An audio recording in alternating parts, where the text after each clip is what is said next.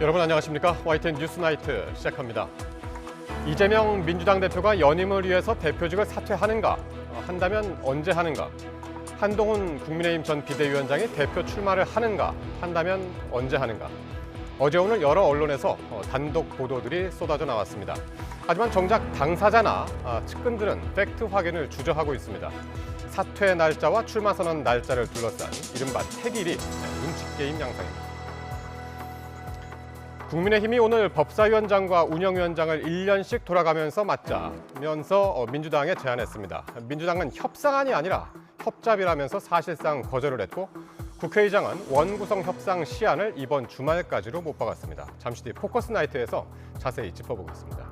먼저 주요 뉴스부터 전해드립니다. 오늘의 주요 뉴스입니다. 포괄적 전략 동반자 협정에 서명한 북러 정상이 회담 결과를 발표했습니다. 한쪽이 침략당하면 상호 지원하며 군사, 교통 등 다양한 협력을 강화한다고 밝혔습니다. 의대 증원을 멈춰달라며 의료계가 제기한 집행정지 신청이 대법원에서도 각각 기각됐습니다. 공정위는 의료계 집단휴진을 주도하는 의사협회 현장 조사에 나섰는데 의협은 강하게 반발했습니다. 폭염이 절정에 달하면서 전국 곳곳의 기온이 37도를 넘어섰습니다.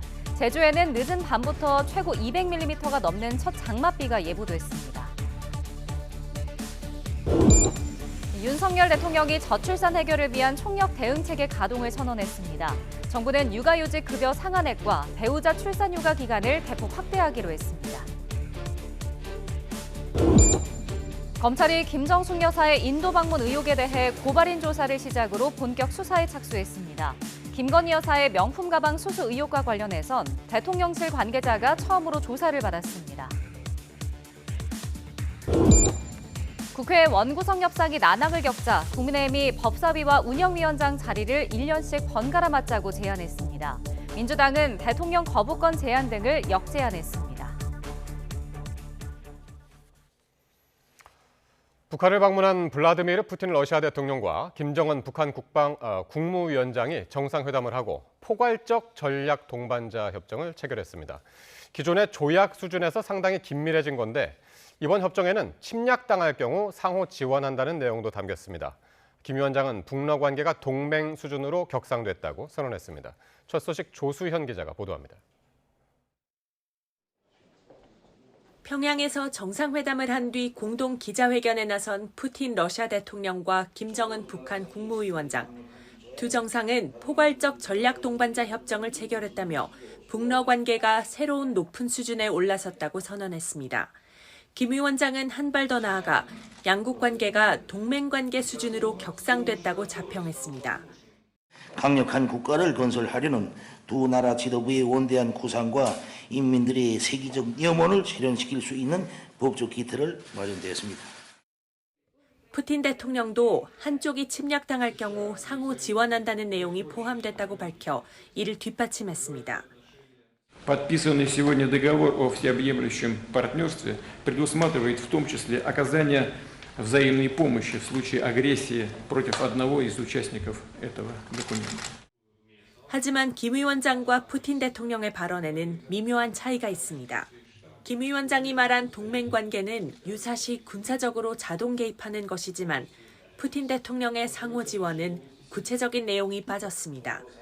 이 때문에 무기 지원 등 간접적인 지원을 놓고 김 위원장이 동맹 관계라는 의미로 확대한 것으로 평가됩니다. 다만 이번 협정은 동맹 관계라는 평가가 나올 정도로 과거와는 다른 군사협력 관계가 더욱 강화된 점이 눈에 띕니다.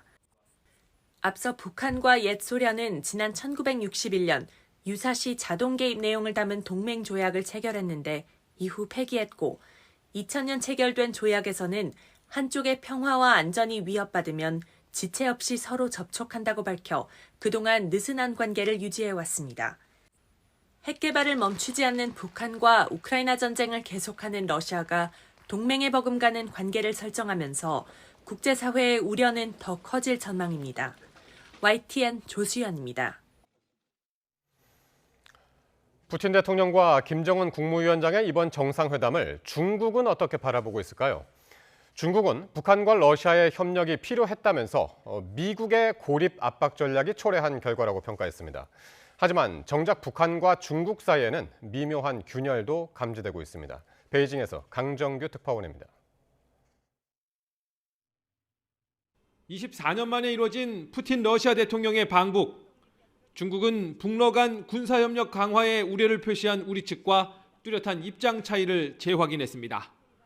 中方表示，朝俄作为友好近邻，有交流合作、发展关系的正常需要。 대외 선전 매체 글로벌 타임스도 러시아와 북한의 밀착은 합리적 선택이라고 두둔했습니다. 오랫동안 이어진 미국과 동맹국들의 고립 압박 전략이 초래한 실패라며 책임을 돌렸습니다. 다만 푸틴 방북 소식을 전하면서 김정은 위원장을 전혀 언급하지 않은 점이 눈에 띕니다. 지난 2018년 다리엔 해변에 남긴 북중 정상의 발자국 동판이 최근 제거되는 등 이상 기류도 감지됩니다. 북한 역시 러시아와 밀착을 통해 중국 의존도를 낮추는 동시에 유엔 제재에 얽매이는 중국의 지원에 우회적으로 불만을 표시했다는 시각도 있습니다.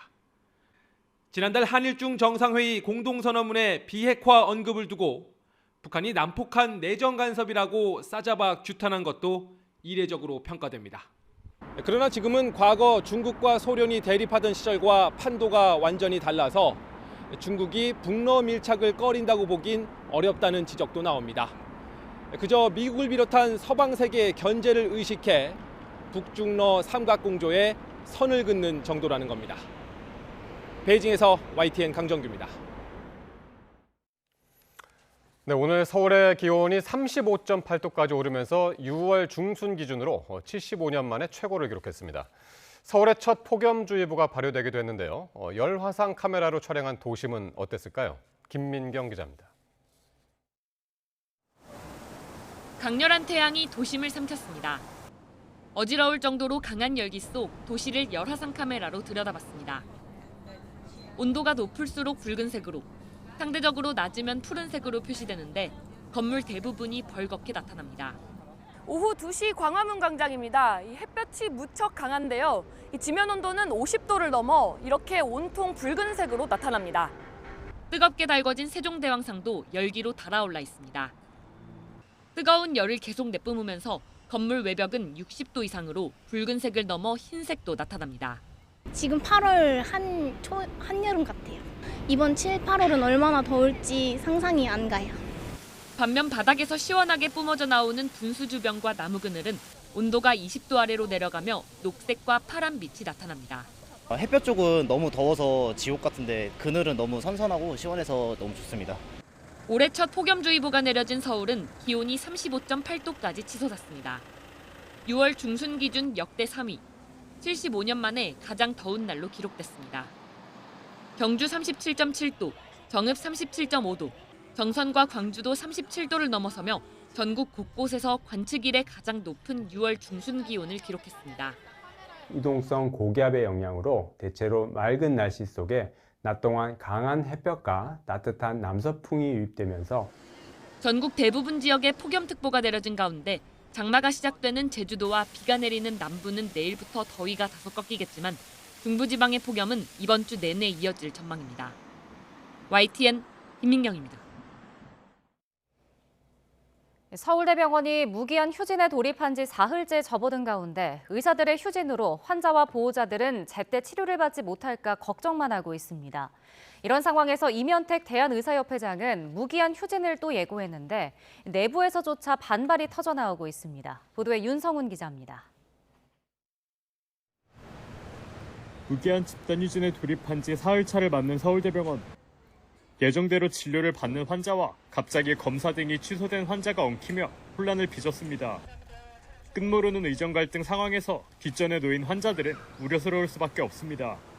파업한다고 해서 저희가 어쩔 수 없는 거 아니에요. 제가 어떻게 힘이 없잖아요. 병든 사람이 무슨 힘이 있겠어요. 의사협회는 다시 한번 무기한 집단 휴진을 예고했습니다. 의대 정원 증원 재논의 등 범의료계 3대 요구안을 정부가 받아들이라며 압박했습니다.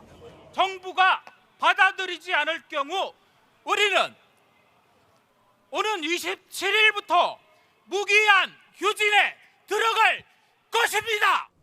하지만 단일 대우를 지렛대 삼아 대응 수위를 높이는 의협을 둘러싸고 균열이 발생하고 있습니다. 박단 전공의 협의회 비상대책위원장은 전공이 7대 요구안에서 후퇴했다며 의협의 요구안에 동의하지 않는다고 선을 그었습니다.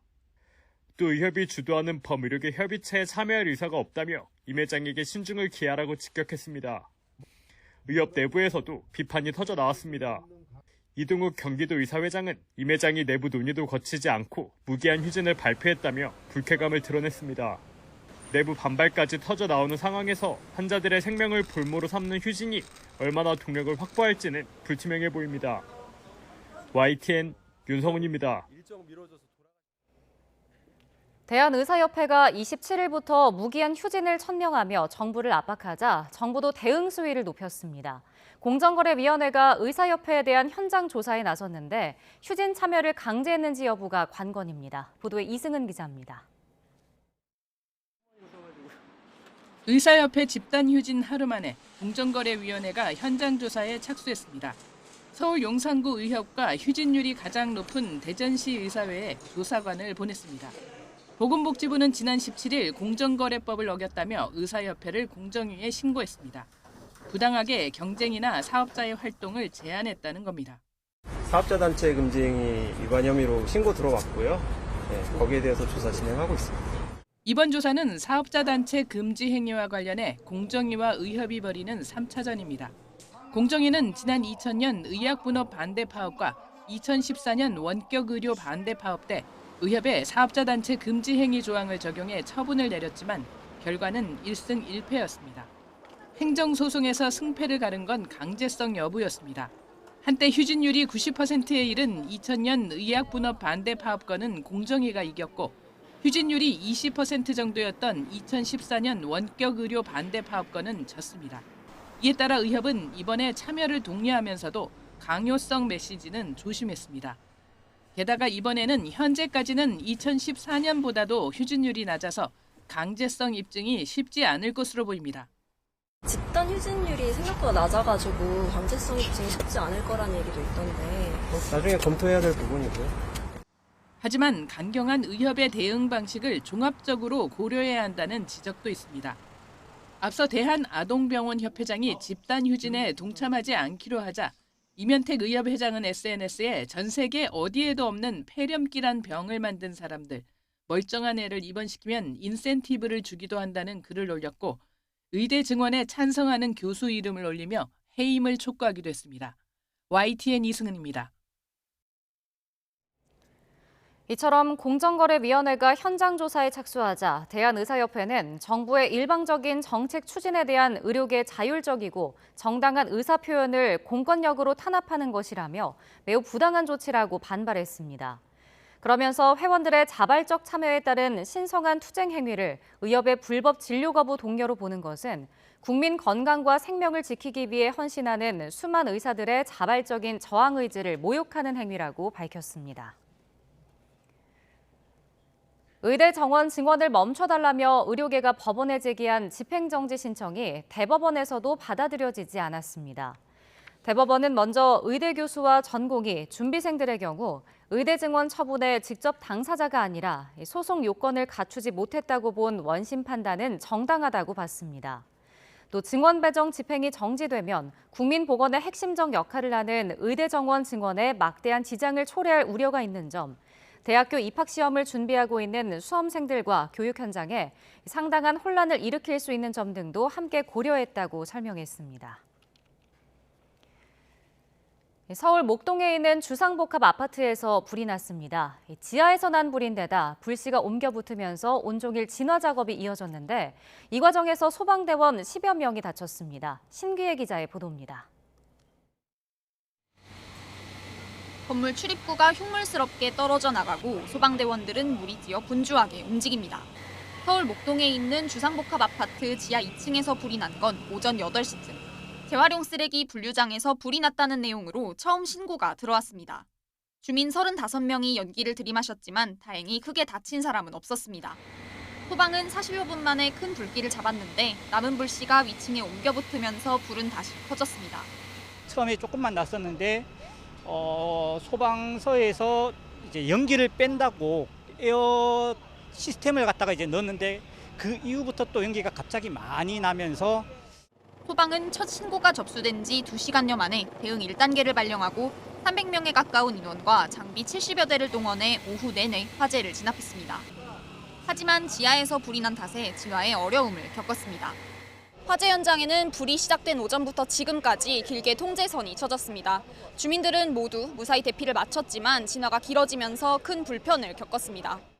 특히 진화 작업 와중에 폭발이 일어나 소방대원 17명이 다쳤습니다. 고열과 수증기 이런 화재 현상에 의한 이런 지금 폭발로 저희가 추정을 하고 있습니다. 그래서 일단 대원들이 다 대피해 있다가 구청에 안전 전문가와 같이 확인을 해서 어떤 구조상에는 문제가 없다는 걸 확인하고 소방은 현장 수습을 마치는 대로 자세한 화재 원인을 조사할 계획입니다. YTN 신기입니다. 문재인 정부 당시 김정숙 여사가 인도 타지마할로 외유성 출장을 갔다는 의혹과 관련해 검찰이 본격적인 수사에 착수했습니다. 김건희 여사의 명품 가방 수수 의혹 사건과 관련해선 당시 김 여사를 보좌했던 행정관이 대통령실 관계자로는 처음으로 참고인 조사를 받았습니다. 보도에 홍민기 기자입니다. 문재인 전 대통령 부인 김정숙 여사의 인도 외유성 출장 의혹과 관련해 검찰이 사건을 고발한 여당 소속 시의원을 불러 조사했습니다. 지난해 12월 사건을 접수한 뒤 6달 만에 본격적인 수사에 나선 겁니다. 김정숙 여사의 타지마할 여행 사건은 여타 영부인 의혹과 비교할 수 없는 피 같은 국민 세금이 불법적으로 쓰인 중대한 범죄 사건입니다. 이 시의원은 당시 김정숙 여사의 인도 방문 비용으로 예비비 4억 원이 긴급 편성된 것이 국고 손실죄와 배임, 횡령에 해당한다고 주장했습니다. 검찰은 또 김정숙 여사가 청와대 경호관에게 수영 강습을 받았다거나 명품 재킷을 빌려 입고 반납하지 않았다는 의혹 등에 대한 고발 경위도 조사한 것으로 알려졌습니다. 검찰은 최근 사건을 다른 부서로 재배당하고 검사도 1명 충원하는 등 수사에 고삐를 주기 시작했습니다. 검찰은 같은 날 김건희 여사의 명품 가방 수수 의혹과 관련해 대통령실 소속 조모 행정관도 참고인 신분으로 불러 조사했습니다.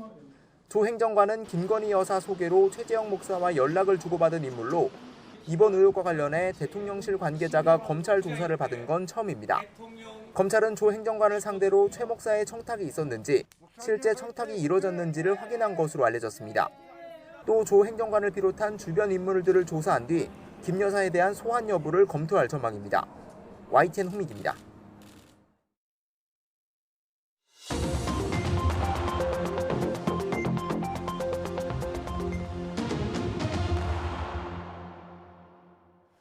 네, 정치권 관심 뉴스 짚어보는 포커스 나이트 시간입니다. 오늘은 송영훈 전 국민의힘 중앙선대위 대변인 그리고 성치훈 민주당 정책위 부의장과 함께하겠습니다. 어서 오십시오.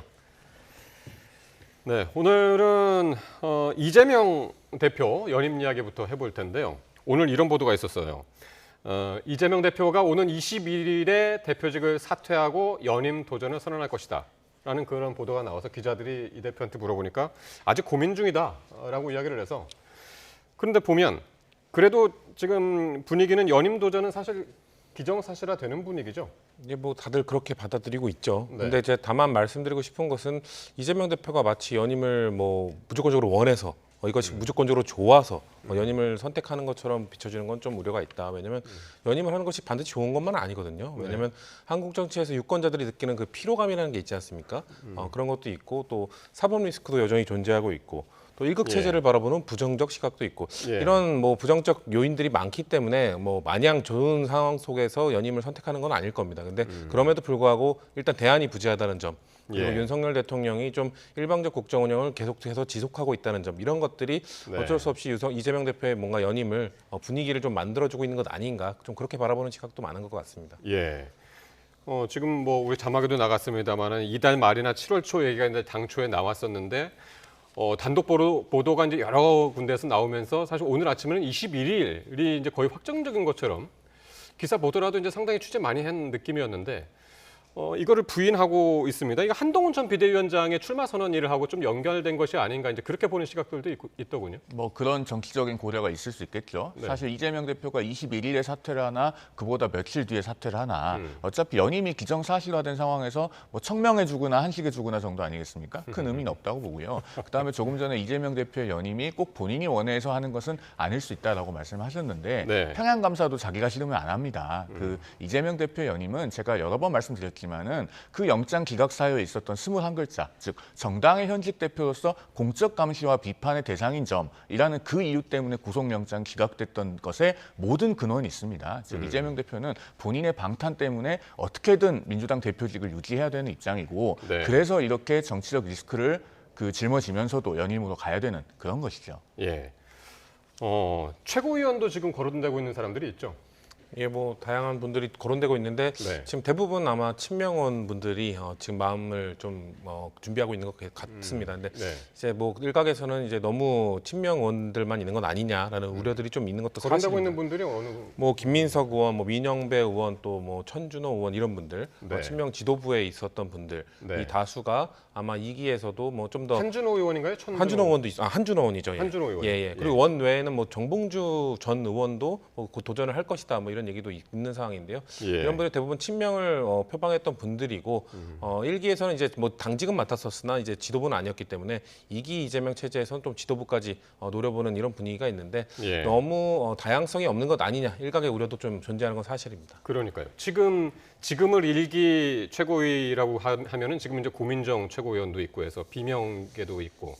근데 이제 2기에는 이제 그런 분들이 보이지가 않는단 말이죠. 그렇습니다. 네. 1기에는 말씀하신 것처럼 고민정 최고위원도 있고 더 거슬러 올라가 보면은 중도에 사퇴를 하긴 했지만 그 광주의 송갑석 의원도 있었죠. 비명계로. 그런데 지금 아마 이재명 2기 체제에서는 지도부에 입성할 그 비명계는 사실상 보이지 않아요. 지난 네. 총선 과정에서 거의 다 낙천을 했기 때문에 민주당의 비명이라고 하면은 결국에는 그 낙천한 비명밖에 없다. 이런 말에도 과언이 아닌 상황입니다. 그리고 네. 지금 최고위원 후보군 거론되고 있는 분들 중에서 뭐 대표적으로 김민석 의원 같은 경우에 네. 본래 원내대표에도 출마 뜻이 있었다고 알려져 있었는데 그 이재명 대표가 박찬대 의원을 주인 잘못이는 사람이라고 공개적으로 칭찬을 하면서 원내대표 경선 레이스가 정리가 되는 그런 예. 일이 있었지 않았습니까? 예. 그때 이제 김민석 의원도 원내대표 출마 뜻을 한번 접었단 말이에요. 네, 그런 점에서 민주당의 이번 최고위원 레이스도 결국은 이재명 대표의 의중에 따라서 구도가 정리되지 않겠는가 이렇게 보여져서 네. 사실상 아무런 감동도 어떤 역동성도 없는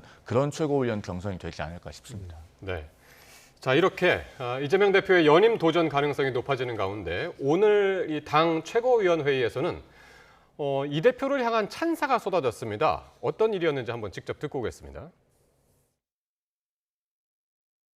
더불어민주당의 아버지는 이재명 대표님이십니다. 집안의 큰 어른으로서 이재명 대표님께서는 총선 직후부터 영남민주당의 발전과 전진에 계속 관심을 가져주셨습니다. 다시 한번 저를 임명해 주신 이재명 대표님을 비롯한 최고위원님들께 고맙고 감사하다는 말씀을 드립니다.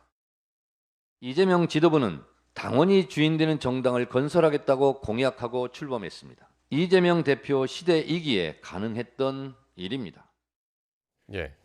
앞서서 말씀하셨던 분, 강민구 더불어민주당 최고위원인데 오늘 처음 보는 분 같습니다. 예, 지금 대구시당 위원장이시고 예. 대구에서 이제 기초위원 그리고 광역의원까지 하셨던 분입니다. 그렇기 때문에 아무래도 뭐 원래 그 지명직 최고위원이 영남 쪽을 배려하기도 하지만 네. 지난해 아까 말씀하신 송갑석 최고위원처럼 그 호남 쪽에서 또 배려하기도 하지 않았습니까? 그런 것처럼 이번에는 영남을 좀 배려해줬다라는 차원에서 아마 그런 고마움의 표시로 저런 발언을 한 것 같은데 네. 그런 아버지라는 발언이 적절한가라는 거에 대해서는 저도 의문이 있습니다. 왜냐하면 네. 뭐 민주당 60년사 이렇게 얘기를 하는데 뭐 그래서 1955년에 창당된 민주당 그때를 뭐 민주당의 시작으로 보는 분들도 다수고 그렇다면 뭐 그 당시에 뭐 신익희 대표라든지 네. 뭐 조병옥 대표라든지 그런 분들을 뭐 아버지로 좀 언급을 했어야 되는데 아마도 영남 민주당 어렵게 정치하는 예. 영남 민주당에 좀 도움을 줬다는 의미로 저런 발언을 하신 게 아닌가라는 생각이 있는데 예. 다만 정청래 수석 최고까지 저런 발언을 하시는 게 과연 적절했을까라는 좀 의문은 있습니다. 왜냐하면 네. 굳이 그런 발언을 하지 않아도 되거든요. 그러니까 국민들이 보시기에 안 그래도 민주당에 대해서 일극 체제로 간다는 비판이 있는 상황에서 지도부에서 저런 발언이 나온 거는 개인적으로는 전체적으로 좀 지양하시는 게 좋지 않을까 이렇게 생각합니다. 예.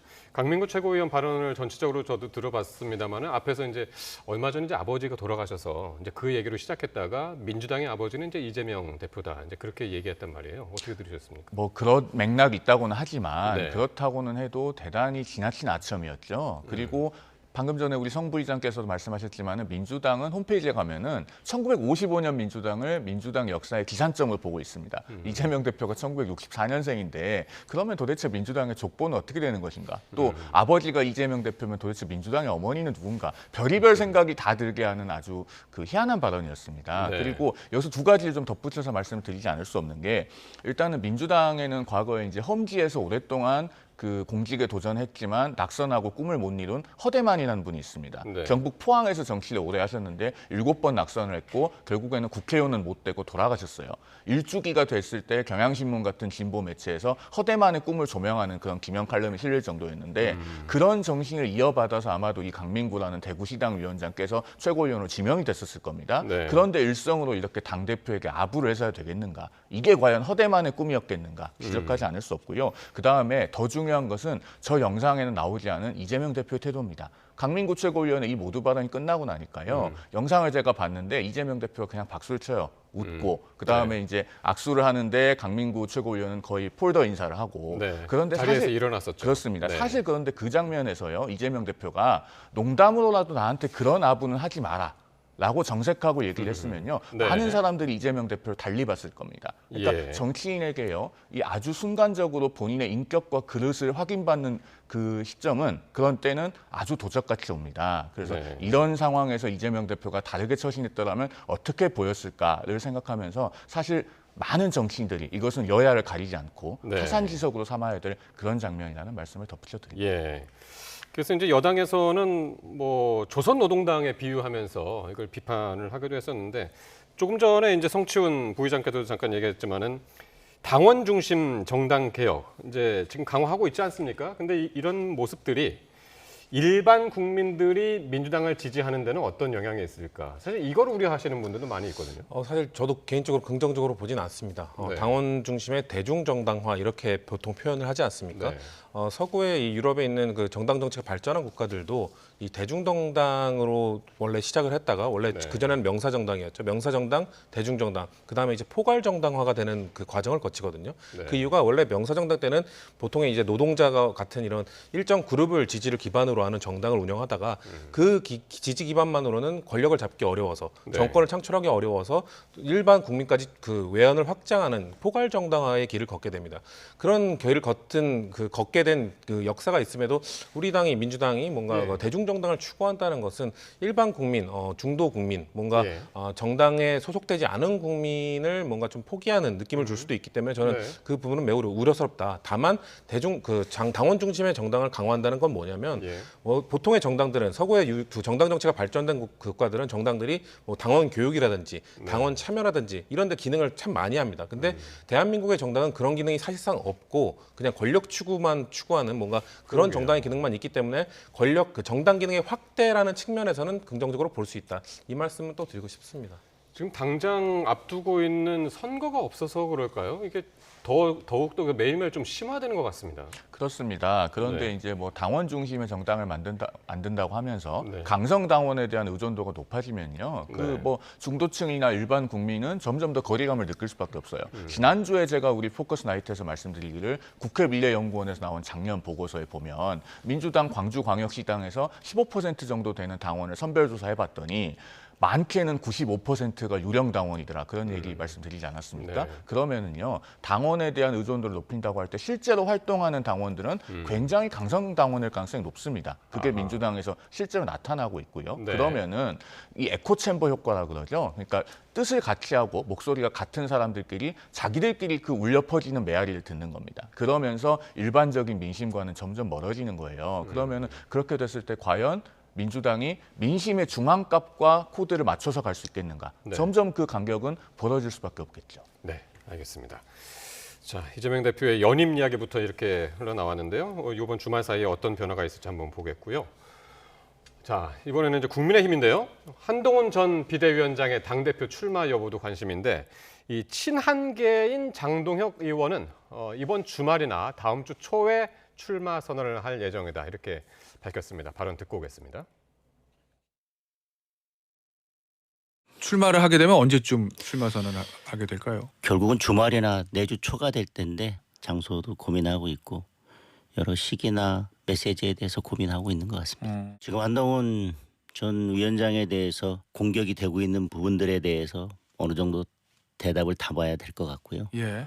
또 당을 앞으로 어떻게 바꿔갈지 그리고 우려하는 부분들에 대해서 예. 어떻게 풀어갈지에 대한 답변들을 조금씩이라도 담아낼 것 같습니다. 예. 네. 한동훈 전 위원장도 23일에 출마 선언을 할 것이다라는 이제 보도가 나왔었는데 오늘도 보면은 좀 애매하네요.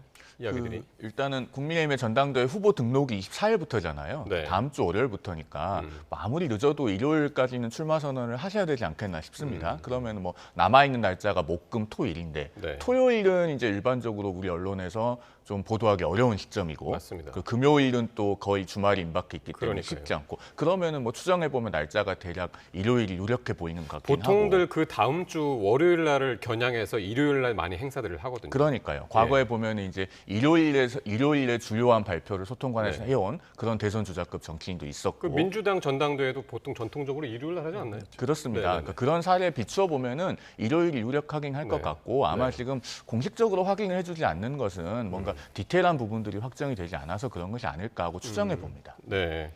장소도 상당히 지금 이제 고민하고 있는 것 같은데 어디서 하게 될까요?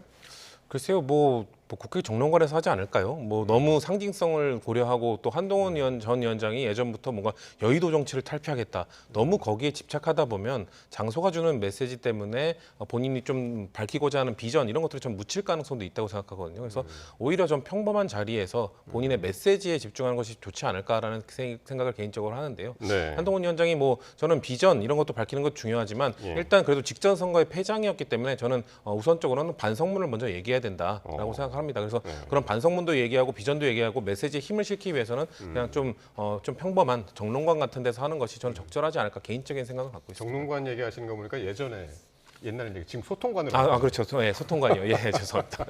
그래서 이제 기자들이 있고 한 그곳에서 하게 될 것이다라는 국회 소통관 이야기도 지금 뭐 보도들이 나오고 있어서 이게 지금 그 원외 인사의 한계 이런 이야기들도 지금 이제 한동훈 전 위원장 겨냥해서 지금 나오고 있는 이야기라 국회 소통관도 유력해 보이긴 합니다.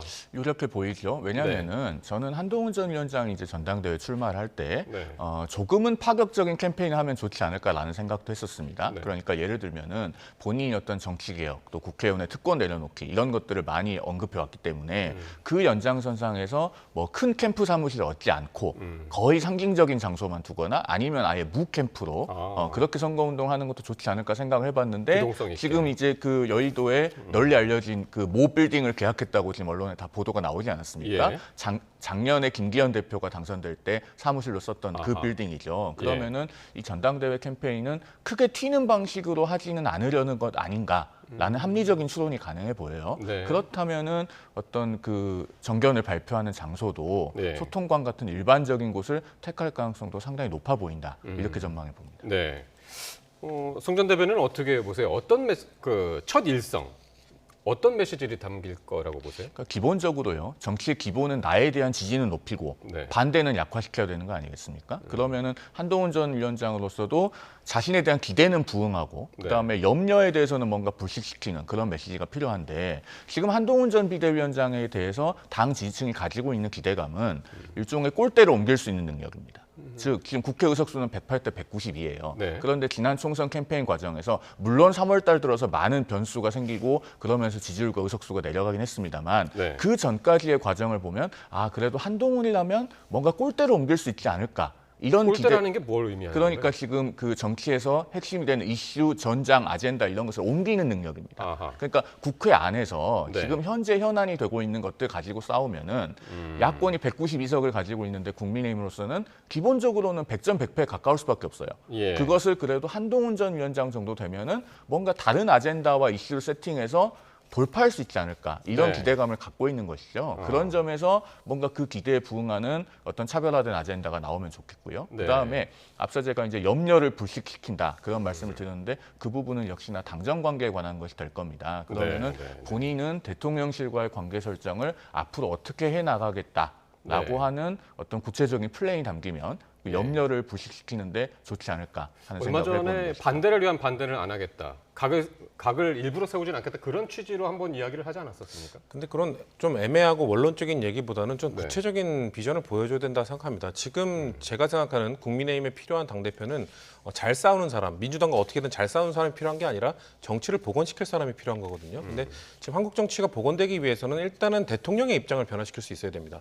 대통령의 독단적인 국정 운영을 변화시킬 수 있는 사람, 그 입장을 변화시킨 다음에 그 카드를 갖고 와서 국회에 와서 여소야대를 극복할 수 있는 협상 카드를 내밀고 그러면서 좀 보수 정당이 손해 보는 것 같지만 그래도 협상안을 만들어내면서 대신에 그렇게 되면 지지층으로부터 또 욕을 먹을 수도 있습니다. 그렇기 때문에 저는 한동훈 위원장이 하나만 뭔가 확실하게 발표를 해야 된다면 욕 먹을 각오를 얘기해야 된다.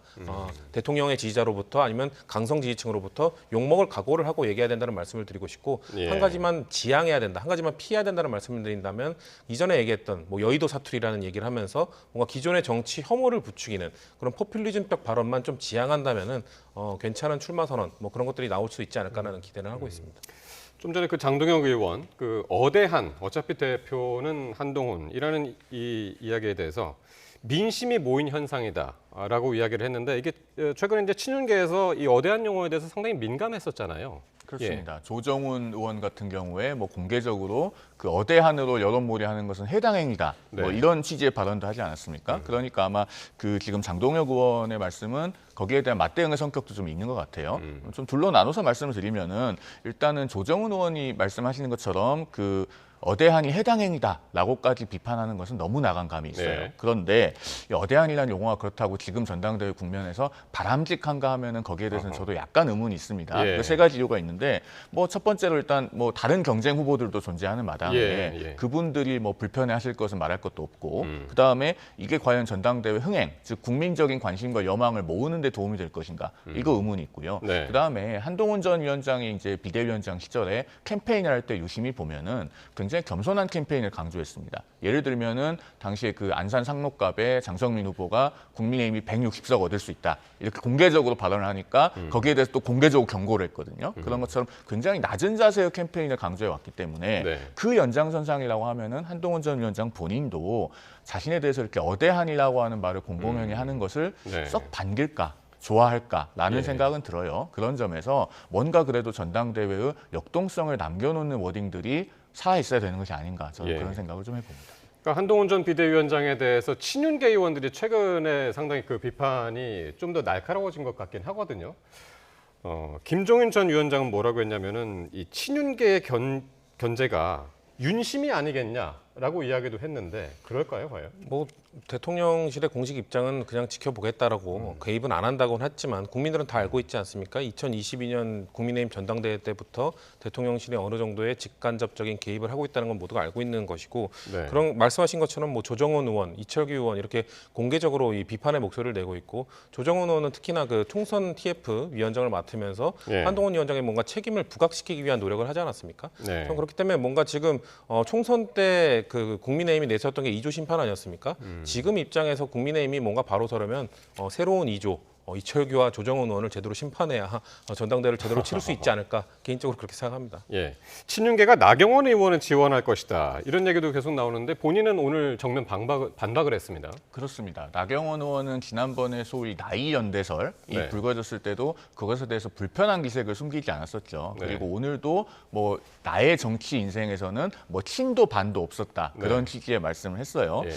그런데 이제 과연 나경원 의원이 그 친윤계 후보인가? 저는 그 부분에 대해서 조금 생각이 다른 것이 일단 도대체 친윤이 어디까지인가? 그 외연도 상당히 모호하다고 생각합니다. 뭐 넓게 보면은 여당은 기본적으로 대통령의 성공적인 국정 운영을 뒷받침해야 되기 때문에 모두가 친윤이라고도 할 수 있는 것이고 어떤 특정한 뭐 이해관계에 국한해서 본다면은 그것을 공유하고 있는 분들이 어디까지인지 그 경계는 모호할 수밖에 없고 앞으로 더 모호해질 수 있다고 생각합니다. 즉 이번 전당대회를 거치면서 이 전당대회가 어떤 여당 내에서 신질서가 형성되는 형성되는 과정의 일부라고 본다면 친윤도 뭐 변화 내지는 분화할 수 있는, 소위 친윤이라고 불리는 분들도 변화 내지 분화할 수 있는 가능성이 있는 것이고, 그렇다면은 그 중에서 어떤 분들이 뭐 나경원 의원을 지지한다고 하더라도 그것이 과연 나경원 의원을 친윤 후보라고 그 라벨링할 수 있는 것인가에 대해서는 좀 의문이 있는 것이죠.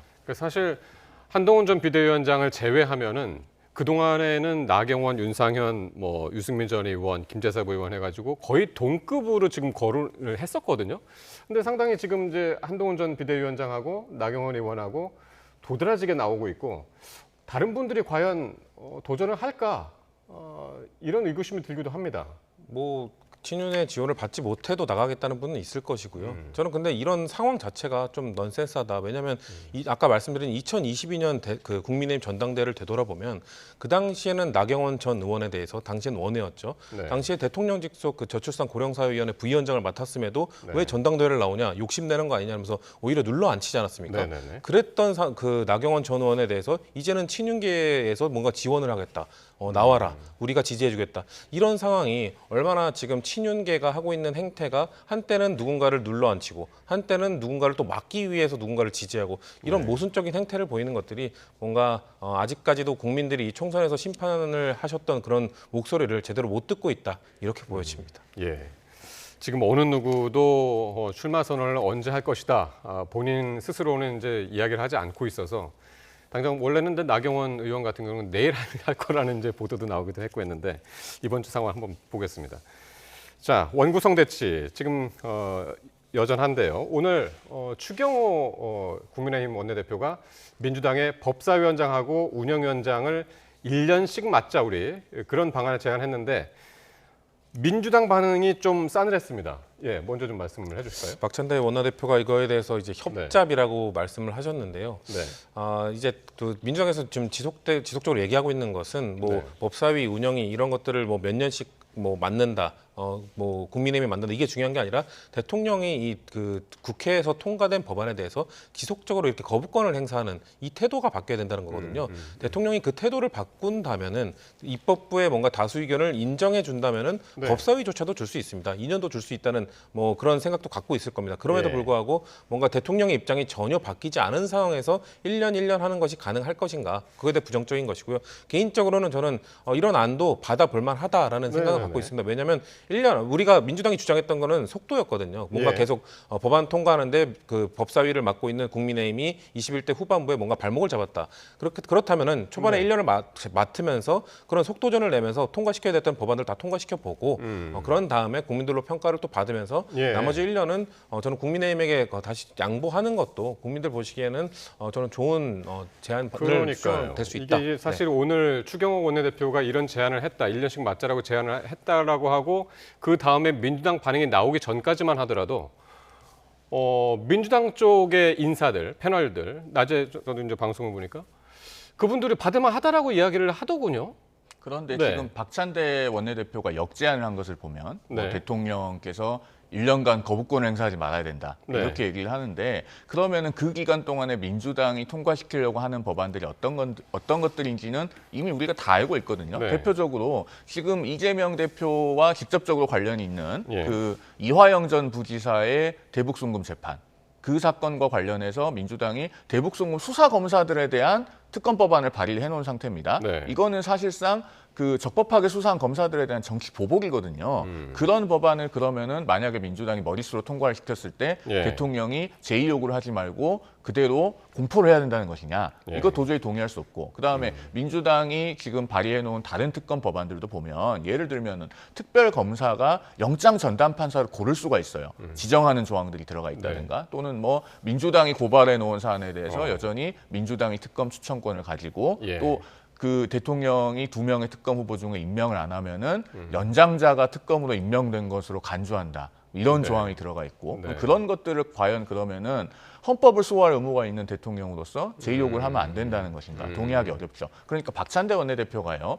만약에 처음부터 우리는 헌정 관행을 존중하겠다. 법사위 운영이 다 국민의힘에 줄 수 있다. 단 그러면은 과거에 역대 정부에서 했던 것처럼 대통령의 제의 요구를 자제해달라. 네. 이렇게 나왔으면 그것은 협의가 될 수 있었을지 모르겠습니다. 예. 그런데 이미 법사위를 가져가서 법원행정처장을 불러다가 이재명 대표의 재판이 이렇게 배당돼도 되는 것이냐를 따져 묻고 네. 그렇게 법사위를 사유화하는 것을 이미 다 보여준 마당에 거기에다가 대통령의 제2요구권 행사를 해서는 안 된다. 이렇게 해서는 과연 협상이 되겠는가 하는 생각이 듭니다. 짧게만 말씀드리면 뭐 검사 탄핵과 같은 당에서도 좀 이견이 있는 부분에 대해서 밀어붙이게 된다면 저는 민심의 역풍이 불 가능성도 충분히 있다고 생각합니다. 그렇기 때문에 충분히 국민들의 동의가 되어 있는 뭐 최상병 특검이라든지 김건희 여사 특검이라든지 이런 부분에 대해서 추진을 강하게 좀 빠르게 하겠다는 것이지 방금 말씀하신 모든 발의된 법안을 다 하다가는 민주당 내에서도 역풍의 가능성을 충분히 알고 있다라는 걸 말씀드리고 싶고 짧게만 더 말씀을 드리면은 뭔가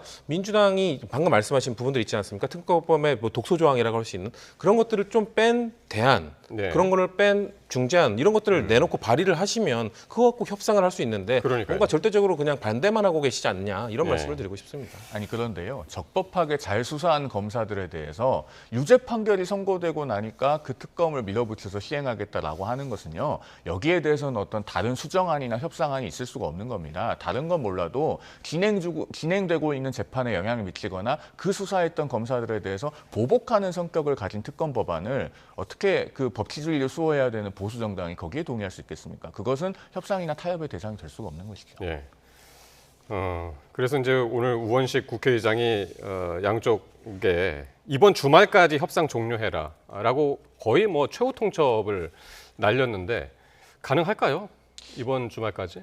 현실적으로는 쉽지 않아 보이죠. 지금 박찬대 원내대표가 협잡이라고 하는 표현을 공개적으로 사용했는데 이것은 정말로 정치의 실종을 보여주는 것이거든요. 그러니까 협상을 할 의지가 제대로 있으면은 일단 이렇게 상대방을 자극하고 모욕하는 언사를 써서는 안 되는 겁니다. 그리고 원내대표들끼리 골방에 들어가서 회의를 해야죠. 그렇게 해야 되는데 지금 협잡이라고 나오면은 이번 주말까지 글쎄요 굉장히 어려울 것 같고 그럼에도 불구하고 우원식 국회의장께서 이제 정말 민주당을 위한 국회의장이 될 것인가 아니면은 국민을 위한 국회의장이 될 것인가 이 갈림길에 놓여 있다고 저는 생각합니다. 그러니까 저희가 그동안에 매주 토론하면서 그래도 공감대를 이뤄왔던 지점이 뭐냐면은 우리 국회가 오랫동안 합의형 대의기관으로 기능해 왔다는 것이거든요. 그러니까 그 합의형 대의기관으로서의 기초가 지금 이번 원구성 과정에서 많이 허물어졌는데 그나마 남아있는 협상 가능성을 통해서 그 최후의 보루를 살려야 됩니다. 그걸 이제 국회의장이 입법부의 수장으로서 해주셔야 되는 역할이거든요. 그래서 이번 주말까지라고 최후 통첩을 했는데 그러면 안 됐을 때 어떡할 것이냐. 우원식 국회의장이 양당 원내대표를 불러다 놓고 이 자리에서 합의 안 되면은 이 방에서 못 나간다. 라는 식으로 해서라도 정말 양쪽의 합의를 이끌어낼 그런 준비와 각오가 돼 있어야 된다. 저는 그런 말씀을 드립니다. 예. 근데 조금 전에 이제 화면으로 잠깐 보셨습니다만 이게 그냥 단순히 국회의장이 양당 원내대표 불러다가 최후 통첩을 한 게 아니라 이거를 본인의 SNS에 띄웠거든요. 그러면서 존경하는 국민 여러분이라고 이제 이야기를 하면서 이제 이야기를 시작하는데 제가 느끼기에는 이게 본회의를 할 수밖에 없는, 열 수밖에 없는 국민의 양해를 구하는 그런 절차가 아니었나 싶어가지고요. 지금 우원식 국회의장이 보기에도 여야가 지금 강대강 대치를 그냥 치닫고 있고 박찬대 아까 뭐 그 협잡이라는 단어를 지적하셨는데 저도 매우 좀 부적절한 단어라고 생각합니다. 끝까지 뭔가 협의하기 위한 모습을 보인다기보다는 계속해서 강대강 대치를 이어가고 있는 상황이기 때문에 우원식 국회의장이 판단했을 때 이것은 협상의 여지가 그렇게 크지 않다라는 판단을 하셨을 것 같고요. 그래서 아마 본회의를 그냥 개최하는 것으로 아마 방향을 설정한 상태로 진행을 하시지 않을까. 뭐 안타깝지만 그렇게 예측될 것 같습니다. 마지막으로 송영훈 전 대변인께 국민의힘이 이게 7개 상임위원장 마지막으로 받을까요? 안 받을까요? 고심이 클 것 같은데요. 지금 상황에서 7개 상임위원장을 받았을 때 그러면은 민주당이 헌정관행을 깨고 법사위원장을 가져간 것을 정당화하고 추인하게 되는 문제가 있습니다. 그런데 이 법사위원장 가져가는 것을 정당화하고 추인하는 것은요. 민주당이 법사위원장을 가져가서 정말 국민과 민생을 위한 일들에 전념하고 있다면 또 좀 얘기가 다르겠습니다. 그런데 지금 법사위원장을 맡아서 뭘 하고 있습니까? 제가 앞서도 잠깐 말씀드렸지만 법원행정처장, 대법관이에요. 우리나라 사법부의 행정을 총괄하는 그 대법관이신 법원행정처장을 불러다 놓고 이재명 대표의 사건 배당이 이렇게 되는 게 맞느냐. 그것을 이재명 대표의 변호인을 하셨던 분이 따져 묻고 거기에 대해서 법원행정처장이 원론적인 답변을 하니까 법사위원장이 그렇게 답변해서 되겠느냐고 다그치는 상황이 됐단 말입니다. 네. 이렇게 법사위 권력을 방탄을 위해서 사유화하는 것을 추인하게 되는 거예요. 그렇기 때문에 지금 국민의힘의 고심이 큰 겁니다. 네. 만약에요, 민주당이 법사위원장을 가져가서 정말로 예를 들면은 전세사기 특별법이라든가 이런 것에 전념하는 모습을 보여줬다면 국민의힘도 상당히 명분 면에서 어렵지 않았을까라는 생각이 드는데 네. 지금 상황에서 7개 상임위원장을 가져온다. 글쎄요. 그게 과연 우리 국회가 앞으로 제 기능을 하는데 어떤 도움이 될지 좀 의문입니다. 네. 하여튼 원구성 협상 얘기하면은 끝까지 개운하지가 않습니다. 네. 어쨌든 오늘은 여기까지 듣도록 하겠습니다. 송영훈 전 대변인 그리고 성치훈 전 부의장과 함께했습니다. 고맙습니다.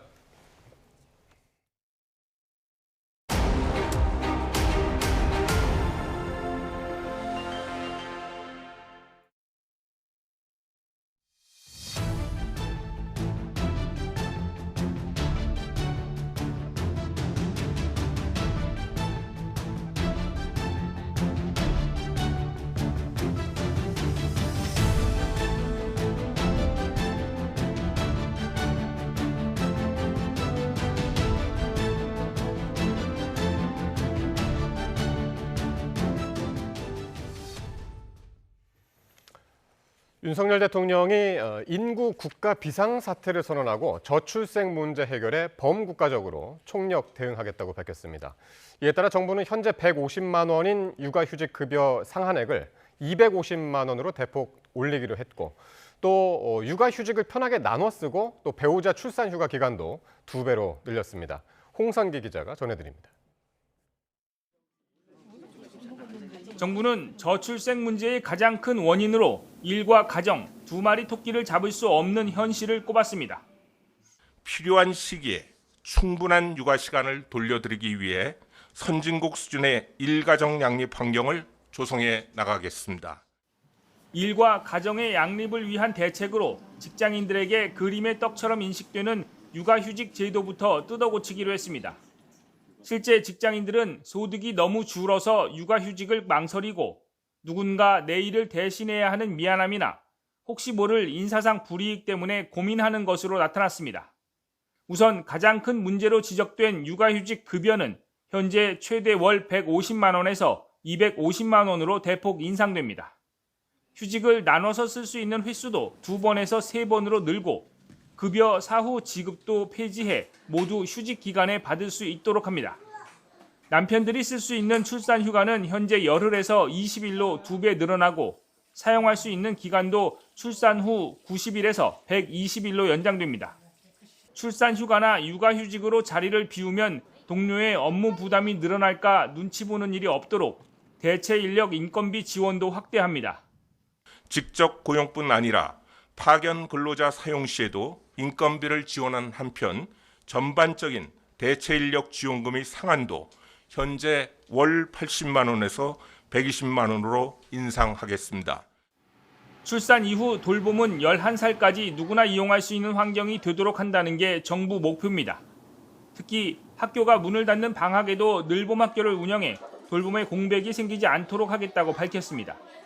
직장인들 입장에서는 환영할 만한 대책들이지만 기업이나 일선 교육 현장의 준비가 얼마나 잘 이루어질 수 있을지가 성패의 관건이 될 것으로 보입니다.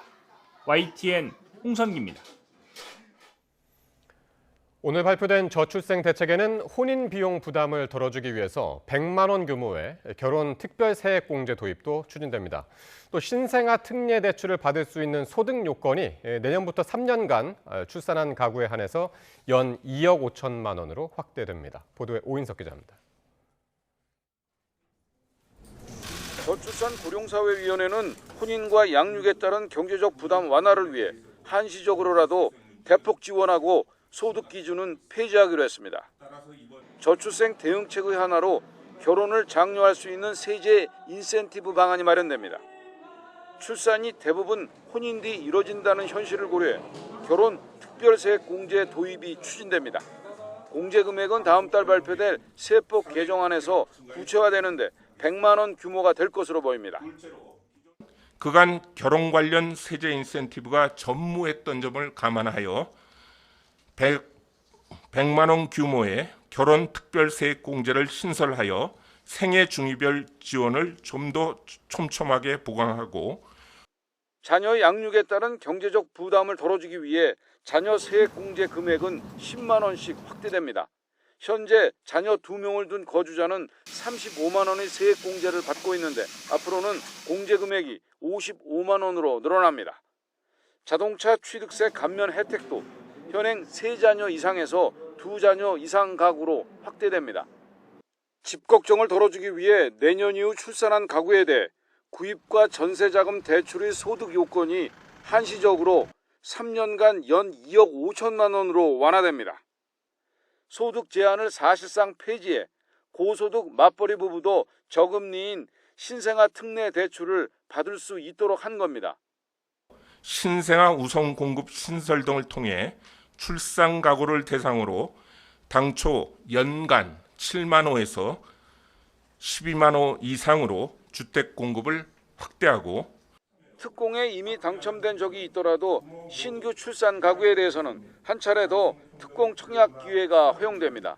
지금은 특공 기회가 생애 단 한 차례만 부여되는데 앞으로는 출산한 가구에 대해 기존 특공 당첨 이력을 없애준다는 의미입니다. YTN 오인석입니다.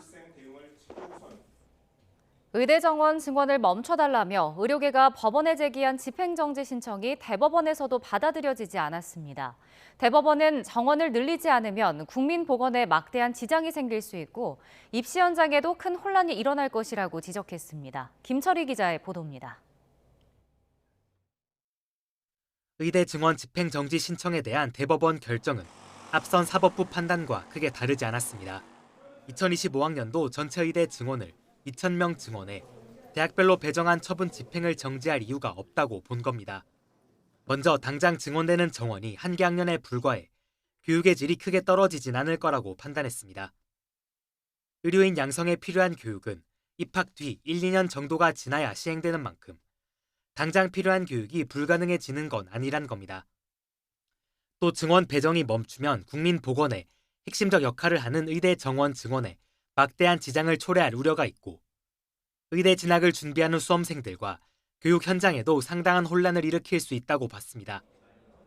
의대 교수와 전공의, 준비생들의 경우 증원 처분의 직접 당사자가 아니라 소송 요건을 갖추지 못했고 의대 재학생들의 경우에만 신청인 자격이 있다고 본 것도 원심과 같았습니다.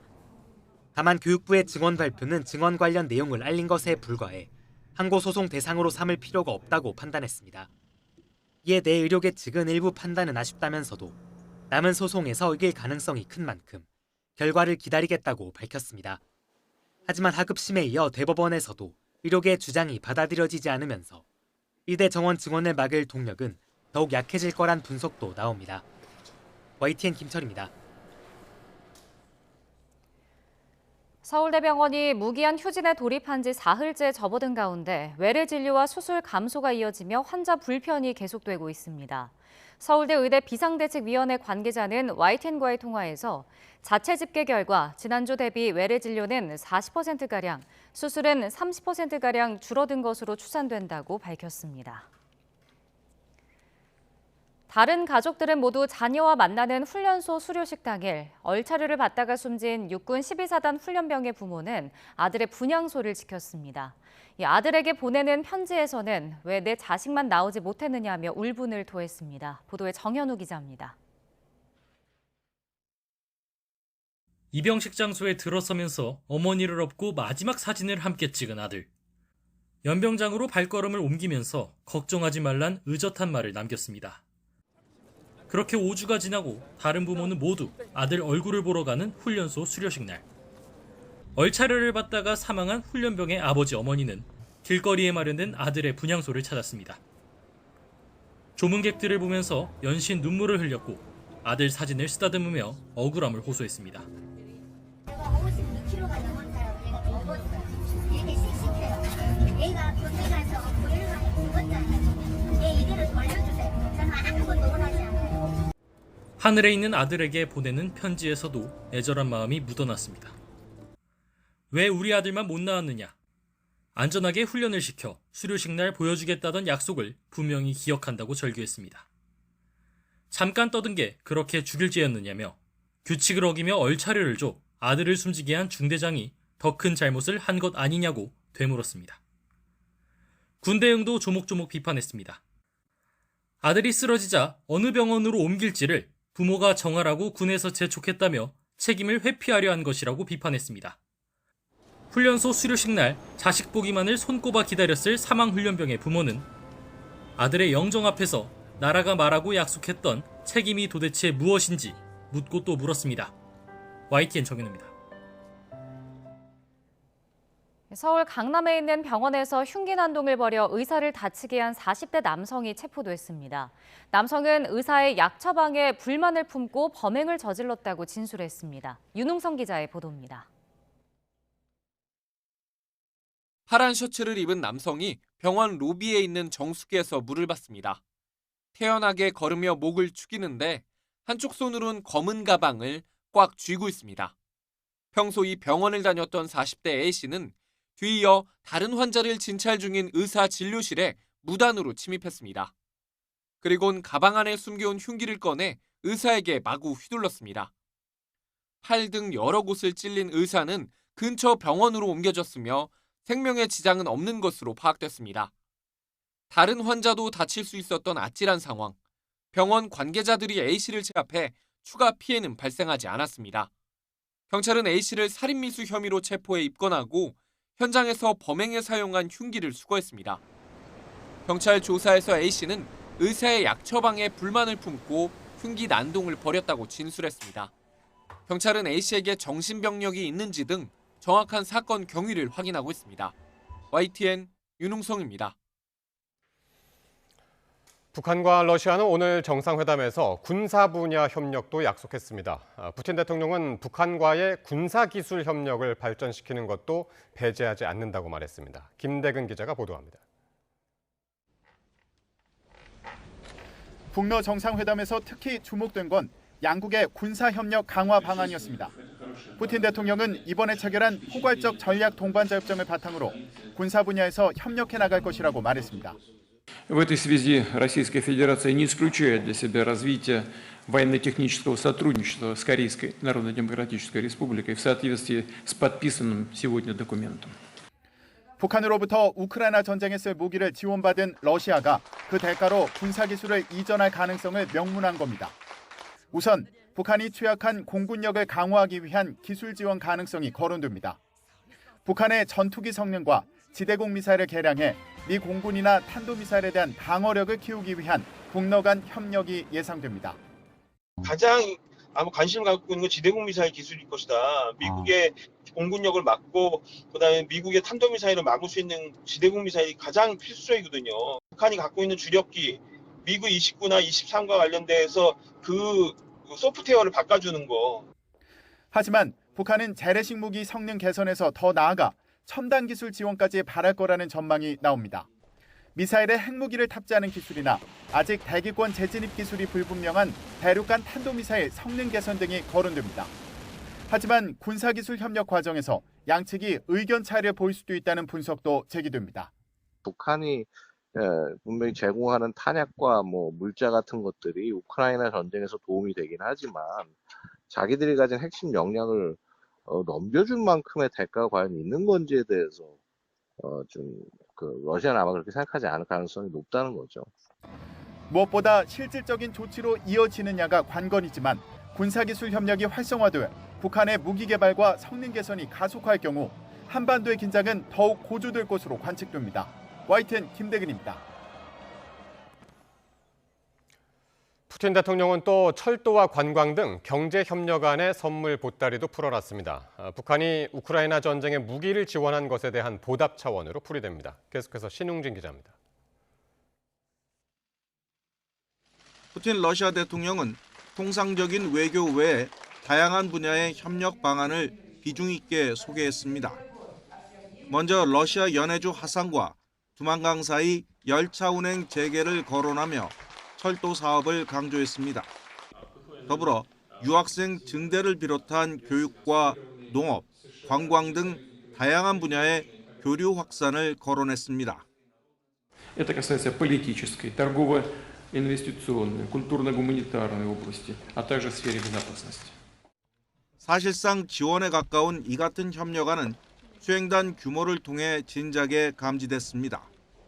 북러 정상회담에 배석한 북측 인사는 김덕훈 내각 총리, 최선희 외무상 등 외교 국방 관련 6명뿐이었지만 러시아는 다양한 분야에서 13명이나 참여했습니다. 알렉산드르 노박 에너지 부총리와 교통부 장관, 보건장관, 연방우주공사 사장, 철도공사 사장까지 왔습니다. 또 공개적으로 밝히진 않았지만 비공개 단독 회담에서 은밀한 거래가 오고 갔을 가능성도 없지 않습니다. 김정은 북한 국무위원장은 지금 북러 관계는 과거와 비교할 수 없는 새로운 번영의 시대에 접어들었다며 푸틴의 방문에 사의를 표했습니다. 더불어 우크라이나 전쟁을 포함한 러시아 정책에 전폭적인 지지를 확인했습니다. 자기 주권과 안전이 평등한동을 수호하기 위하여 우크라이나에서 이 특수군사 작전을 수행하고 있는 러시아 정부와 군대와 인민의 투쟁에 전적인 지지와 굳은 연대성을 표시합니다. 북한의 무기 지원에 러시아가 전방위적인 협력이라는 선물 보따리로 화답했다는 것이 이번 회담을 바라보는 국제사회의 시선입니다. YTN 신웅진입니다. 식품 브랜드인 연돈 볼카츠 점주들이 어제 백종원 대표를 상대로 예상 매출액을 과장했다면서 시위를 벌였는데요. 백 대표 측이 이미 한 달 반 전에 공정거래위원회에 관련 의혹을 판단해달라면서 심의를 요청한 사실이 밝혀졌습니다. 최보란 기자의 단독 보도입니다.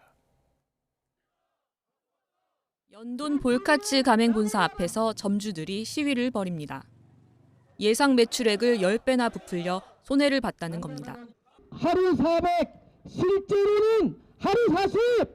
이들은 백종원 더본코리아 대표를 공정거래위원회에 신고하겠다고 밝혔습니다. 그런데 더본코리아 측이 한 달 반 전 공정거래위원회에 미리 의혹을 판단해 달라며 자진 심의를 요청한 사실이 밝혀졌습니다. 지난 4월 29일 접수된 신고서를 보면 연돈 볼카츠 브랜드 창업 점포가 허위 과장 정보 제공 의혹을 제기하여 확인을 구한다고 돼 있습니다. 법적 법무 쪽에도 확인해보니 위법 사항이 아니라고 하는 건데 왜 자꾸 그들이 위법이라고 하는지 심의를 해달라고 저희들이 한 달 반 전에 이미 저희들이 자진 심의를 신청했습니다. 예. 이와 함께 더본코리아 측은 일부 점주들이 금전적 보상을 요구한 정황이 담긴 녹취록도 공개했습니다. 지난해 7월 더본코리아 실무진과 예상 매출액과 실제 매출의 차이가 있다며 문제를 제기한 가맹점주 7인이 모인 간담회 대화입니다. 더본코리아는 일부 가맹점주의 공정위 신고와 잘못된 언론 보도 등에 대해서는 객관적 사실에 기초해 성실하고 적극적으로 대응할 예정이라고 밝혔습니다. YTN 스타 최보란입니다. 대구에 이어서 경상북도에도 박정희 전 대통령의 새로운 동상 건립이 추진됩니다. 동상추진위원회가 모금한 비용 10억여 원을 들여서 경북도청 앞 공원에 동상을 세우는 건데 공과가 엇갈리는 인물을 우상화한다는 반발이 일고 있습니다. 이윤재 기자입니다. 경북 구미시 박정희 전 대통령 생가 주변에 자리한 동상입니다. 고향에 세워진 이 동상의 2배, 10m 크기로 안동 경북도청 앞 천년숲공원에 새로운 동상이 세워집니다.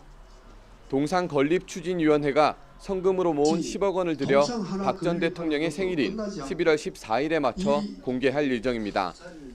위원회는 동상 아래쪽에 생전 어록을 담아 업적을 기린다는 계획입니다. 앞서 대구에 건립을 추진했지만 홍준표 대구시장이 예산으로 세우겠다고 나서면서 경북으로 장소를 바꿨습니다. 동상의 높이는 좌대를 포함해서 10m고, 그다음에 이제 그 배경석에 박정희 대통령의 12대 업적을 사진과 박정희의 의록, 그 의미를 담는 배경석을 세우고. 하지만 당장 모금운동을 시작하는 날부터 반대 집회가 열리는 등 우상화를 거부하는 움직임이 일고 있습니다. 민간에서 추진하는 사업이지만 공과가 엇갈리는 인물의 동상을 공공장소에 설치하는 건 부적절하다는 겁니다. 특히 경북은 구미와 경주 등에 이미 자료기념관과 동상 등이 설치돼 있어 지역 이미지를 왜곡한다는 지적까지 나옵니다. 이미 경주에도 있고 구미에도 크게 많은 시설들이 있는 데다가 이미지를 더욱더 퇴행적으로 만드는 것이고 어디까지 대구 경북을 퇴행시킬 것인지 염려가 되고 산업 기반을 다져 경제를 일으켰다는 평가와 독재자라는 비판이 엇갈리는 박 전 대통령. 지역 곳곳에서 동시에 동상 건립이 추진되면서 우상화 논란은 한동안 계속될 거로 보입니다. YTN 이윤재입니다. 최근 인터넷을 분노로 들끓게 한 영상이 있었습니다. 강원도 강릉 대관령 휴게소에 버려진 리트리버의 모습이었는데요. 휴게소 뒤편에 버려진 것으로 추정되는 이 리트리버는 처참한 모습이었습니다. 엉덩이와 등 쪽엔 구더기가 바글거린 채 발견됐는데 목줄을 찬 채 힘없이 누워 겨우 숨만 쉬고 있던 상태로 구조됐습니다. 다행히 이 강아지는 치료를 받으며 기운을 차렸지만 현재 여러 질병을 앓는 상태로 전해지고 있습니다. 이렇게 방치되고 버려지고 또 학대받는 동물은 최근 더 늘어나는 추세입니다. 2010년 70건이 채 되지 않았던 동물학대 등 범죄 건수는 11년 만에 15배 이상 급증을 했고요. 재작년에는 1,200건이 넘었습니다. 갈수록 동물학대 범죄 건수가 늘고 반려동물을 가족처럼 생각하는 사람이 늘며 동물 복지를 높여야 한다는 목소리가 커지고 있습니다. 특히 동물학대범에 대한 형량이 가벼워 솜방망이 처벌이란 논란이 이어지며 적절한 처벌 기준을 만들어야 한다는 지적이 제기됐는데요. 이 같은 사회적 관심에 맞춰 대법원 양형위원회가 동물학대 범죄에 대한 양형 기준은 신설하기로 했습니다. 우선 현행 동물보호법은 동물을 죽이면 최대 징역 3년 또는 3천만 원 이하 벌금형에 처합니다. 또 상해를 입히면 최대 징역 2년 이하 또는 2천만 원 이하의 벌금형이 선고됩니다. 하지만 동물학대 범죄는 구체적인 양형 기준이 없어서 재판부마다 선고 형량과 처벌이 제각각이었습니다. 지난해 길고양이를 연쇄살해한 범인에게 대구지방법원이 징역 2년 6개월을 선고했던 반면 같은 해 수원지방법원은 길고양이 다리를 부러뜨리고 살해한 범인에게 징역 8개월을 선고했습니다. 뚜렷한 기준이 없어 들쭉날쭉한 양형 선고에 판결 이후에는 이해할 수 없다는 목소리가 커졌습니다. 이에 양형위는 양형 기준을 크게 두 가지로 신설하기로 했습니다. 동물을 죽이거나 죽음에 이르는 행위, 또 고통을 주거나 상해를 입히는 행위로 나뉘어집니다. 구체적으로는 같은 종의 다른 동물이 보는 앞에서 죽이거나 유기동물을 포획해 죽이는 행위, 또 약물이나 도구를 이용해서 물리적, 화학적 방법으로 상해를 입히는 행위 등이 포함됩니다. 양형위는 오는 11월 구체적인 기준과 세부적인 권고 형량 범위를 마련할 예정인데요. 양형 기준 신설로 동물학대범 처벌을 강화해서 관련 범죄를 근절할 수 있는 계기가 될 수 있을지 주목됩니다. 동해 심해 가스전 개발을 주도하는 한국석유공사가 해외 메이저 개발회사 등 5개사가 투자에 관심을 표했다고 밝혔습니다. 막대한 시추 비용을 마련하기 위해서 해외 투자 유치가 불가피하기 때문인데요. 정부는 사업 설명회 등을 추가로 열어서 선택권을 더 넓혀간다는 계획입니다. 박기환 기자입니다. 모두 5차례로 계획된 동해 심해가스전 탐사 시추에 들어갈 비용만 최소 5천억 원 이상. 정부는 이 때문에 해외 투자 유치에 나섰는데 글로벌 메이저 자원개발사와 국영회사 등 모두 5곳이 벌써 관심을 표했습니다. 특히 한 회사에선 일부 데이터를 확인하고 추가 검증도 마쳤습니다. 말씀만 하면 금방 아는 기업입니다. 순수 계약하고 데이터룸 잠시 오픈해서 그쪽에서 검토를 했고요. 해외 투자 유치는 일반적으로 5단계에 걸쳐 진행됩니다. 그런데 정부가 별도 사업 설명서를 송부하기도 전에 러브콜이 쏟아졌고 한 곳은 3단계까지 접어든 겁니다. 석유공사는 더 많은 선택권을 확보하기 위해 사업 설명서를 보내고 설명회도 개최할 계획입니다. 석유공사는 국익을 중심으로 좋은 조건을 고민하겠다고 설명했지만 성공 시 국부 유출 우려도 제기됩니다. 해저자원광물법 시행령은 해저에서 석유나 가스의 조광권을 가진 회사가 판매 금액의 최대 12%만 정부에 납부하고 88%는 가져가도록 규정하고 있기 때문입니다. 여기에 투자 수용 시점도 관건입니다.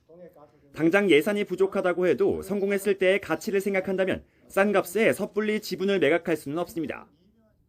너무 빨리 급하게 하면 우리가 있는 재산을 싸게 들어가는 게 되는 거고요. 싸게 하게 되고 또 다 해서 가면 그러면 메이저들이 우리가 필요한 기업들이 그럼 가격이 올라갔으니까 우리 들어갈 필요 없네 이러고 안 들어올 수도 있고.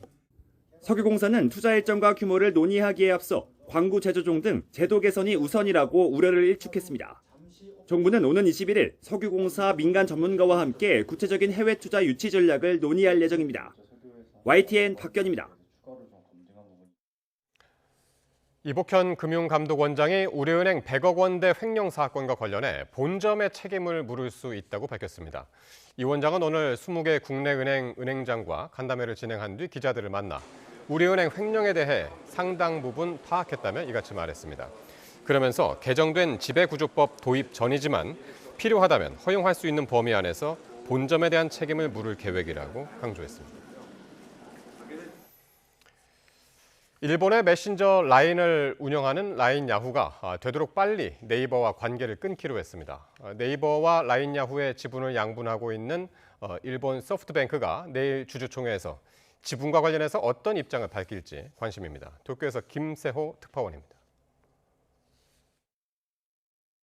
메신저 라인을 운영하는 라인 야후는 주주총회에서 이른바 탈네이버 방침을 재확인했습니다. 회계년도 2026년까지 완료하기로 했던 네이버와의 시스템 분리를 회계년도 2024년 안에 끝내기 위해 속도를 내겠다고 강조했습니다. 또 서비스 사업 영역에서 네이버와의 모든 위탁 관계를 종료하기로 하고 다음 달 관련 계획을 발표하기로 했습니다. 결제 서비스 라인페이를 소프트뱅크의 페이페이로 통합하기로 하는 등 이미 네이버 영향력 축소에 나섰습니다. 또 라인의 아버지로 불리는 신중호 최고 제품 책임자를 이사회에서 제외하고 이사회 전원을 일본인으로 채웠습니다. 일본 총무성은 지난해 11월 대규모 개인정보 유출과 관련해 라인 야후에 네이버와 자본 관계를 재검토하라고 요구했습니다. 주주들의 비슷한 요구도 잇따랐습니다. ネバーとの関係どうするかっていうのがそれが一番聞きたかった。 라인 야후는 자본 관계에 대해서는 구체적인 언급을 하지 않았습니다. 親会社同士の話でございますので、当社が親会社の資本関係について決定できる立場ではございませんので 라인 야후는 다음 달 총무성의 행정 지도에 대한 조치 보고서를 제출할 예정입니다. 이런 가운데 네이버와 라인 야후 지분을 양분하고 있는 소프트뱅크도 주총에서 지분과 관련한 입장을 밝힐 것으로 보입니다. 라인 야후가 네이버와의 관계 단절에 더욱 속도를 내는 가운데 소프트뱅크의 주주총회 내용에 관련 업계의 이목이 쏠릴 것으로 보입니다. 도쿄에서 YTN 김세호입니다. 해병대 최상병 사건이 경찰에 이첩됐다가 회수된 당일 윤석열 대통령이 임기훈 당시 대통령실 국방비서관과 신범철 당시 국방부 차관 등 실무자들에게도 직접 전화를 걸었던 것으로 확인됐습니다. 박정훈 대령 측이 항명 혐의 재판에서 통신기록 조회 결과를 확인한 결과 윤 대통령은 지난해 8월 2일 낮 1시 25분 개인 휴대전화로 전화를 걸어 임 전 비서관과 4분 51초 동안 통화한 것으로 확인됐습니다. 윤 대통령은 같은 날 오후 4시 21분에는 같은 휴대전화를 사용해 신 전 차관과 10초 동안 통화하기도 했습니다. 앞서 윤 대통령이 이날 출장 중이던 이종섭 전 국방부 장관과 3차례에 걸쳐 18분간 통화한 사실이 확인되기도 했습니다. 해병대 최상병 순직 사건을 수사하는 경찰이 조만간 수사심의위원회를 열어 최종 검토를 거쳐 수사 결과를 발표할 계획이라고 밝혔습니다. 경북경찰청은 수사 전문가와 변호사 자격이 있는 수사관을 전담 수사팀에 추가 투입해 입건 대상자들에게 적용할 법리를 검토하고 있다고 설명했습니다. 그동안 관련자 65명을 불러 조사하는 등 사실관계 확인에 주력한 경찰은 수사심의위를 통해 법률 적용이 적절한지 마지막으로 확인한 뒤 수사 결과를 내놓겠다고 말했습니다. 조국혁신당 조국 대표 아들의 허위 인턴 확인서 발급과 관련해 허위 사실을 공표한 혐의로 재판에 넘겨진 최강욱 전 더불어민주당 의원이 항소심에서도 벌금형을 선고받았습니다. 서울고등법원은 오늘 최 전 의원의 항소심 선고 공판에서 1심과 같은 벌금 80만 원을 선고했습니다. 재판부는 이른바 고발 사주에 의해 수사와 기소가 이뤄졌다는 최 전 의원의 주장에 대해 모든 절차가 적법했다며 부당 개입이 있었다는 객관적 자료가 없다고 판단했습니다. 더불어민주당이 쌍방울 대북 송금 의혹을 수사한 검사를 포함해 현직 검사 4명을 탄핵하는 방안을 검토하고 있습니다. 국민의힘은 검찰을 굴복시키려는 폭정이라고 반발하면서 대법원의 이재명 대표에 대한 신속한 재판을 촉구했습니다. 보도에 정인용 기자입니다. 민주당 검사범죄 대응 TF가 쌍방울 대북 송금 사건을 수사한 박상용 검사 탄핵 여부를 따져보기 위한 법리 검토에 들어갔습니다. 이화영 전 부지사를 상대로 이재명 대표의 불리한 진술을 하도록 회유했다는 의혹이 있다는 겁니다. 저는 뭐 이게 정말 왜곡으로 드러나고 저희 특검법도 발의했습니다만 수사에 따라 가지고 분명히 혐의가 드러난다면 아니 검사가 법 밖에 있습니까? 법 위에 있습니까? 그렇지 않습니다. 국정농단 특검 당시 장시호 씨와 진술 뒷거래 의혹을 받는 김영철 검사도 탄핵 검토 대상에 올랐습니다. 허위 진술 강요 의혹을 받는 엄희준 검사, 위법 압수수색 논란이 있는 강백신 검사 등 민주당이 탄핵 소추 카드를 만지작거리는 건 모두 4명입니다. 국민의힘은 민주당이 사실상 검사 테러를 자행하고 있다며 입법권을 오로지 이재명 대표 방탄에만 사용한다고 쏘아붙였습니다. 이 대표가 언론을 향해 검찰의 애완견이라고 발언한 걸 언급하며 민주당이 이 대표의 애완견 아니냐고 꼬집기도 했습니다. 민주당이 검사 탄핵을 추진하는 행태야말로 이재명의 애완견으로 비난받아도 무방합니다. 검사 탄핵 외에도 현재 민주당이 벌이고 있는 애완견 충성 경쟁은 점점 극으로 치닫는 형세입니다. 또 대법원을 방문해 민주당이 사법부를 무릎 꿇리려고 한다며 이 대표의 4가지 재판을 신속하고 정확하게 진행해달라고 촉구하기도 했습니다. 이재명 대표에 대한 수사와 재판을 두고 여야가 연일 사법대전을 벌이는 모양새입니다. 이 대표가 확정 판결을 받기까진 적잖은 시간이 걸릴 거로 예상되는 만큼 여야 사법 공방은 22대 국회 풀리지 않는 매듭으로 남을 걸로 보입니다. YTN 정인용입니다. 더불어민주당 김영진 의원이 이재명 대표가 대북 송금 의혹 관련 보도를 한 일부 언론을 향해 검찰의 애완견이라고 표현한 것을 두고 과유불급이라고 지적했습니다. 원조 친명으로 꼽히는 김 의원은 방송 유튜브에 출연해 언론 전체를 비판하는 것으로 이해되게끔 하는 발언은 너무 전선을 넓히는 것이라며 이같이 말했습니다. 국민의힘 한동훈 전 비상대책위원장 측이 7월 전당대회 기간 선거 캠프로 쓸 사무실을 서울 여의도 국회 앞에 마련한 것으로 파악됐습니다. 친한동훈계로 꼽히는 여당 인사는 국회에서 기자들과 만나 여의도 소재 한 빌딩 4층에 캠프 사무실을 계약한 것으로 안다고 말했습니다. 수도권 일대에서 빌라 200여 채로 전세 사기를 벌인 이른바 하남 빌라왕 일당이 검찰에 넘겨졌습니다. 세입자 60여 명이 보증금을 돌려받지 못했는데 피해 금액은 180억 원이 넘습니다. 보도에 배민혁 기자입니다. 서울 중랑구에 있는 빌라입니다. 이곳에서 신혼생활을 시작한 김도희 씨는 전세계약 기간이 만료된 뒤에야 사기당한 것을 알아챘습니다. 보증금을 낮춰주겠다고까지 하며 계약 연장을 권유하던 집주인이 만기일이 되자 돌연 보증금 전부를 돌려줄 수 없다고 말을 바꾼 겁니다. 집주인은 이른바 하남 빌라왕, 수도권 일대에서 대규모 전세 사기를 벌인 50대 여성 이모 씨였습니다. 이렇게 전세 사기 정도까지 되는지는 몰랐었고요. 세상이 무너진 느낌이었죠. 별다른 수입이 없던 빌라왕 이 씨는 지난 2019년부터 경기 하남과 수원, 서울 강서 등에서 빌라 290여 채를 사들였습니다. 빌라 매매가보다 더 비싼 전세 보증금을 받는 수법을 썼습니다. 건축주가 신축 건물의 분양과 임대를 동시에 진행하면 이 씨가 세입자로부터 받은 보증금이 매매대금으로 건축주에게 들어가는 이른바 동시진행 수법을 썼습니다. 이 씨는 이런 방식으로 분양을 성사시키며 보증금에 포함된 수수료도 챙겼습니다. 이렇게 당한 피해자만 69명, 돌려받지 못한 보증금은 180억 원이 넘습니다. 대부분 부동산 거래 경험이 적은 20, 30대 사회 초년생이었습니다. 믿고 거래한 공인중개사들도 이 씨와 한패였습니다. 전세 사기는 제일 중요한 게 공인중개사들이 전세입자들을 유인하는 게 제일 중요하거든요. 리베이트 금액을 올려가지고 공인중개사들이 적극적으로 그 세입자를 모집할 수 있게끔. 경찰은 이 씨를 구속한 데 이어 범행에 가담한 건축주와 공인중개사들까지 모두 60명을 검거하고 관련 수사를 이어가고 있습니다. YTN 배민혁입니다.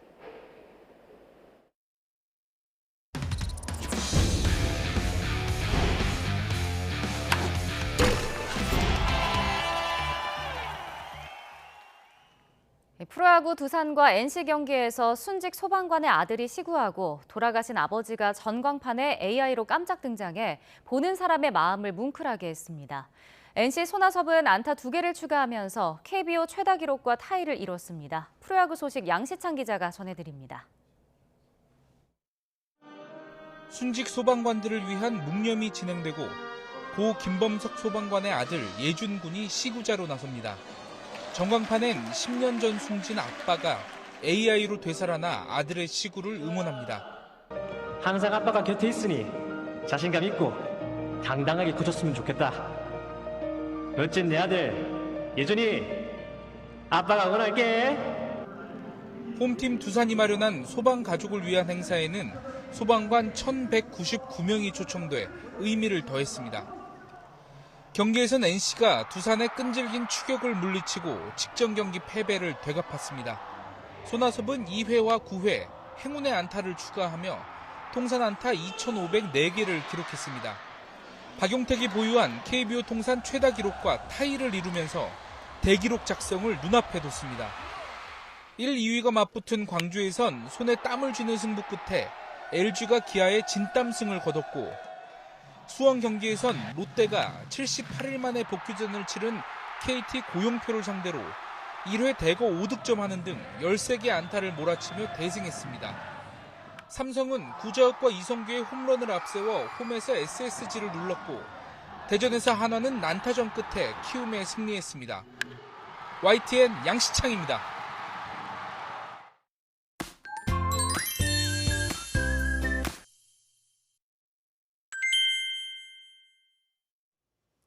오늘 전국이 뜨겁게 달아올랐습니다. 곳곳에서 역대급 더위를 기록하기도 했는데요.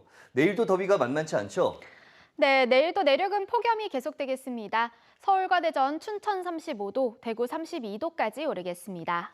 내일 중부 내륙은 대체로 맑은 가운데 낮 동안 자외선이 무척 강하겠습니다. 반면 제주도는 올해 첫 장마가 시작되면서 모레까지 이어질 것으로 보이는데요. 장마의 시작부터 양이 많죠? 네, 맞습니다. 최고 150에서 200mm 이상의 많은 비가 벼락과 돌풍을 동반하며 강하게 집중되겠습니다. 시설물 관리와 안전사고에 각별히 유의하시기 바랍니다. 또 전북 남부와 전남, 경남에는 저기압의 영향으로 밤까지 5에서 20mm의 비가 내리겠습니다. 네, 제주도는 주말에도 장맛비가 내리겠고요. 이때는 장맛비가 남부지방으로도 확대될 전망입니다. 이렇게 장마가 시작되면서 레인부츠를 구매하는 분들도 있을 텐데요.